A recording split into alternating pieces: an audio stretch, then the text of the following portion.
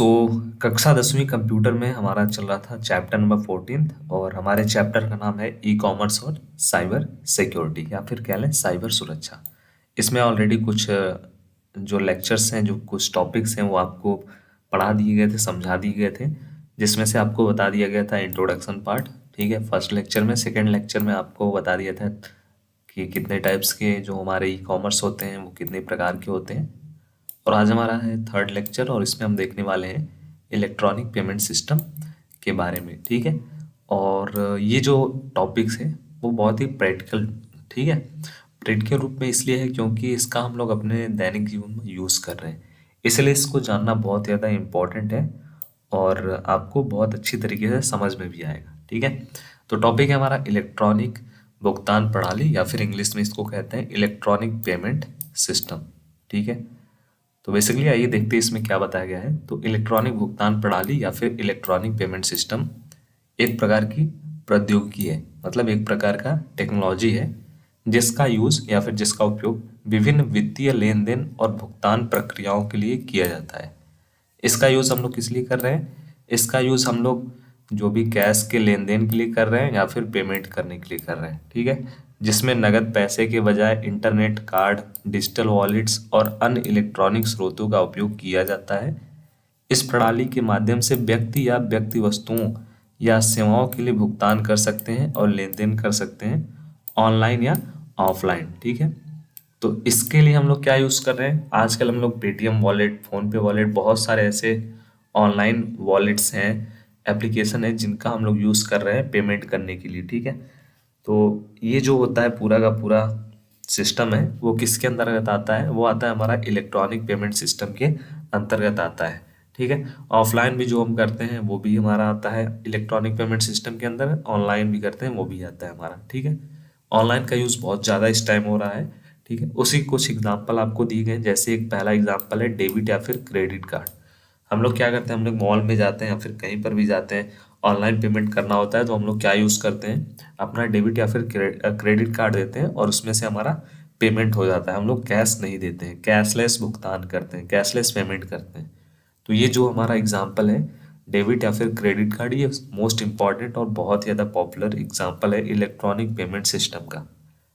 Debit या credit card का उपयोग विभिन्न विपणियों या वेबसाइटों पर खरीदारियों के लिए किया जा सकता है। जब व्यक्ति अपने कार्ड का उपयोग करता है तो उनके खाते से पैसे जो होते हैं वो जिससे हम प्रोडक्ट खरीदते हैं उनके खाते में स्वच्छता से भेज दिए जाते हैं। ठीक है, यहाँ पे ये वर्ड का यूज़ किए गए हैं विपणीकर्ता, या फिर आप इसको समझ लें दुकानदार या फिर इस टाइप से। ठीक है, तो ये था हमारा पहला एग्जांपल इलेक्ट्रॉनिक पेमेंट सिस्टम का, डेबिट या फिर क्रेडिट कार्ड। सेकंड है हमारा डिजिटल वॉलेट। डिजिटल वॉलेट जैसे पेटीएम का बहुत सारे लोग यूज़ करते हैं, तो बहुत सारे पर्सन पेटीएम का यूज़ करते हैं। पेटीएम भी एक प्रकार का क्या है? डिजिटल वॉलेट होता है, जिसमें हमारा पेटीएम का वॉलेट होता है, जिसमें पैसे आते हैं। अगर कोई पेमेंट करता है तो उसमें सेंड कर सकता है, उसमें से हम अपने बैंक अकाउंट में ट्रांसफ़र कर सकते हैं। ठीक है, तो वही वो भी क्या है? एक इलेक्ट्रॉनिक पेमेंट सिस्टम का एग्जाम्पल है। तो यहाँ बताया गया है डिजिटल वॉलेट एक प्रकार का इलेक्ट्रॉनिक पेमेंट सिस्टम होता है जिसमें उपयोगकर्ता अपने मोबाइल ऐप्स के माध्यम से पैसे भेजने और प्राप्त करने के लिए उपयोग कर सकते हैं, जैसे कि पेटीएम, गूगल पे और फ़ोन पे आदि। ठीक है, इसका यूज़ हम लोग क्या करते हैं? पैसे का लेन देन करने के लिए करते हैं। कहीं भी पेमेंट करना होता है तो हम अपने वॉलेट से सेंड कर सकते हैं, गूगल पे से पेमेंट कर सकते हैं या फिर फ़ोन पे से। ठीक है, थर्ड है हमारा इंटरनेट बैंकिंग। इंटरनेट बैंकिंग जो कि थोड़ा सा बहुत काफ़ी दिनों से चला आ रहा है, बट अब इसको बहुत तेज़ी से यूज़ किया जा रहा है। जैसे इंटरनेट बैंकिंग के माध्यम से व्यक्ति अपने बैंक खाते से इंटरनेट के माध्यम से भुगतान कर सकता है बिना बैंक शाखा में जाए। ठीक है, इंटरनेट बैंकिंग की सुविधा आप सभी के खाते में अब अवेलेबल हो गई है। सभी के जो बैंक्स हैं वो इंटरनेट बैंकिंग की सुविधा प्रोवाइड कर रहे हैं। तो अगर आप भी इसका यूज़ करते हैं तो कमेंट बॉक्स में बताइएगा। अगर आप नहीं यूज़ करते हैं, इसका यूज़ करना चाहते हैं इंटरनेट बैंकिंग का, तो अपने अपने जो भी ब्रांच है वहाँ पे जा करके इसके बारे में जो भी और जानकारी है, प्रोसेस है, वो कर सकते हैं। फोर्थ है हमारा ईमेल द्वारा भुगतान।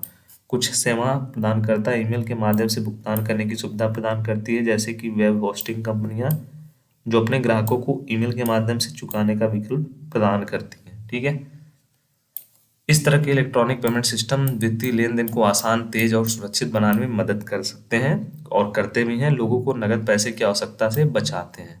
ठीक है।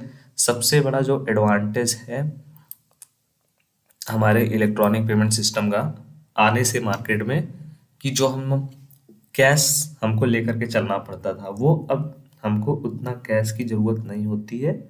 अगर हमारे पास एकदम हम कैशलेस भी हैं तो भी हम कहीं शॉप पे या फिर कहीं भी जा कर के पेमेंट कर सकते हैं using these methods.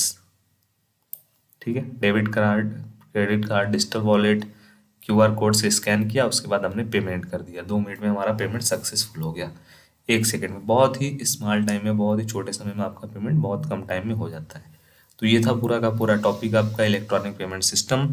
I hope आपका कोई डाउट है तो कमेंट बॉक्स में ड्रॉप करिएगा। नेक्स्ट टॉपिक आपको नेक्स्ट लेक्चर में बहुत जल्द बताया जाएगा।